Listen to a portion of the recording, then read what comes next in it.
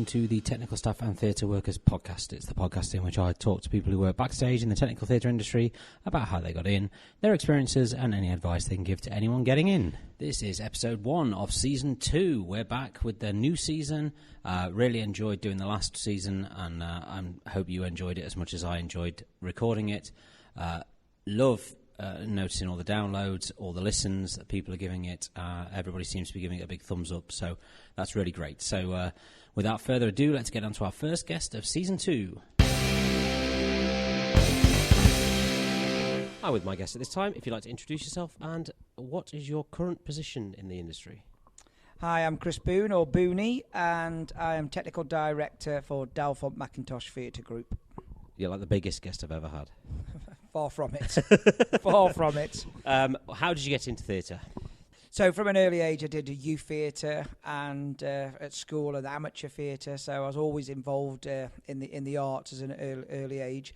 And then from there, I went to the Lyceum in Crewe. Started off as a follow spot operator, joined a pantomime in 1994, Sleeping Beauty.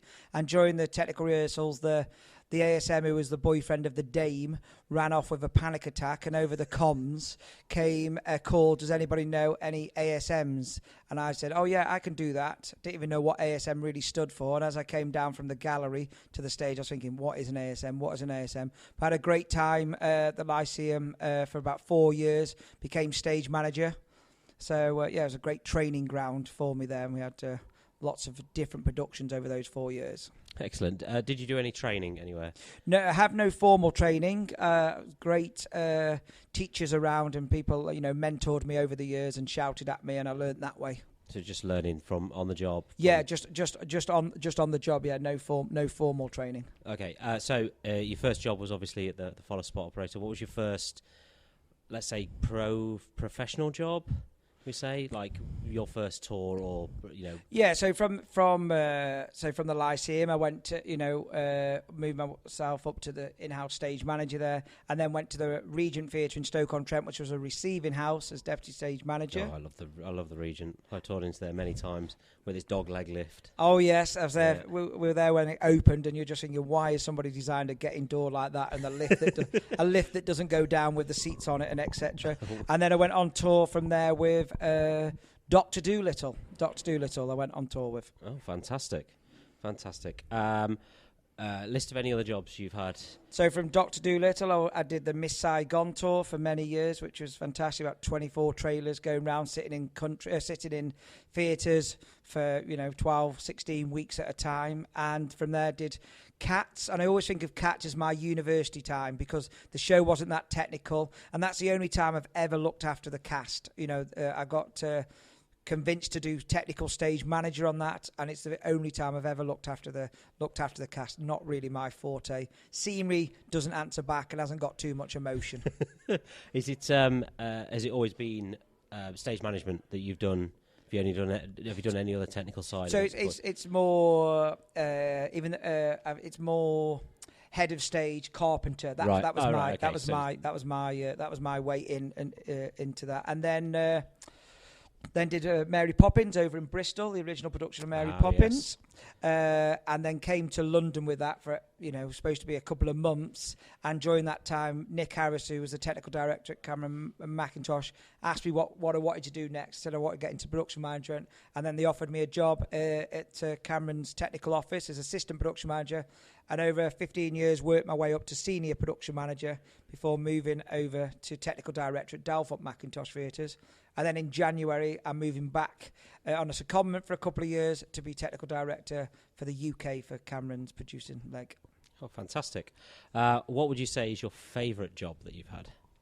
All jobs have, good and bad, really. But I think probably when I look back, like Miss Saigon, because that was my first large tour I did. Yeah. So very fond of that. But Mary Poppins was great. And I've done Les Mis is really been fortunate. It's taken me all over the world doing Les Mis. So they all have fond memories. Yes, absolutely.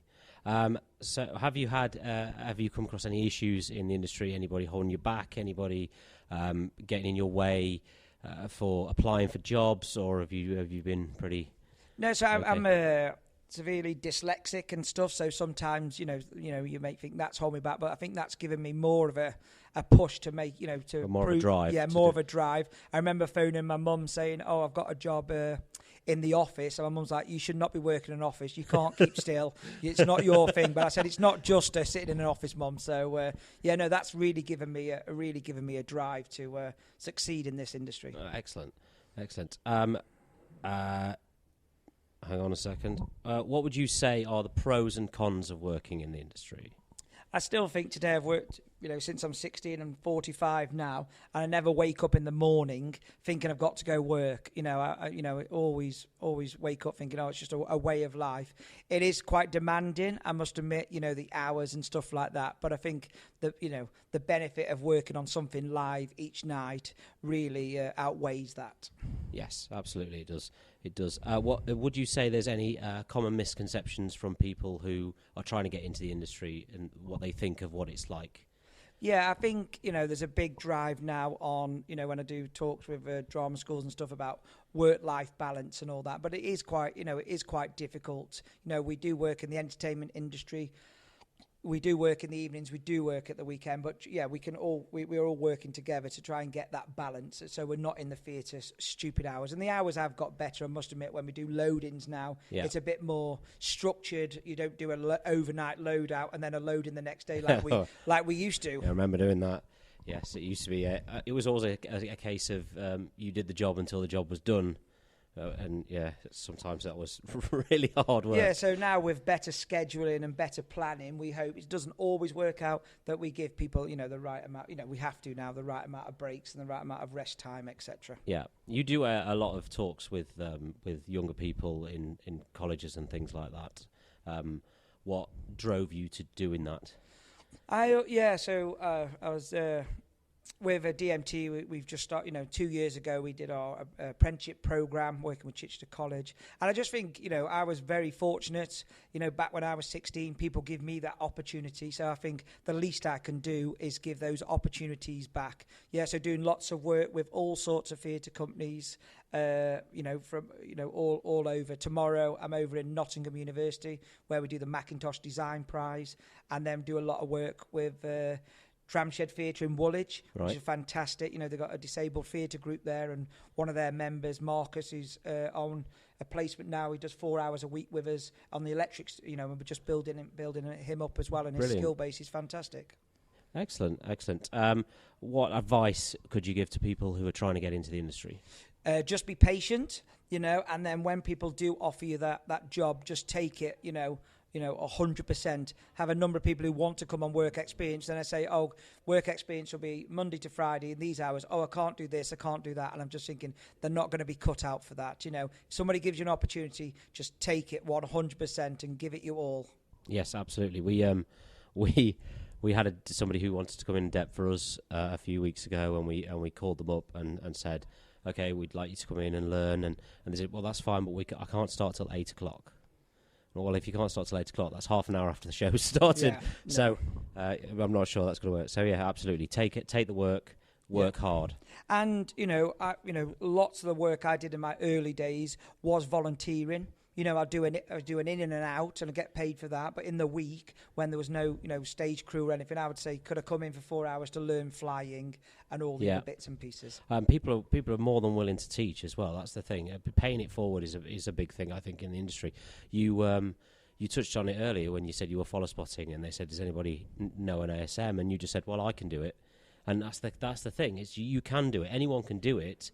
Just put your all into it, and people will teach you. Yeah, and sometimes you have to do jobs which you're not, you don't really want to do, but at least you're around the theatre, like you were saying about the follow spot job, then it led to something. So don't just look at that, I don't really want to do, a dresser, I want to be in the wardrobe department. But if you do a good job as a dresser and an assistant wardrobe comes up, you're in a great place to get that role, or people will know you about, know what you're about. Absolutely, and people are more likely to give you that chance, especially if you've worked hard and you haven't caused any problems, and it's very easy to work hard and not cause problems. Yeah, and attitude goes a long way. Attitude, timekeeping, all that. We can teach the technical side, but, attitude, how you communicate with your work colleagues. Ethic as well. Work ethic. Absolutely.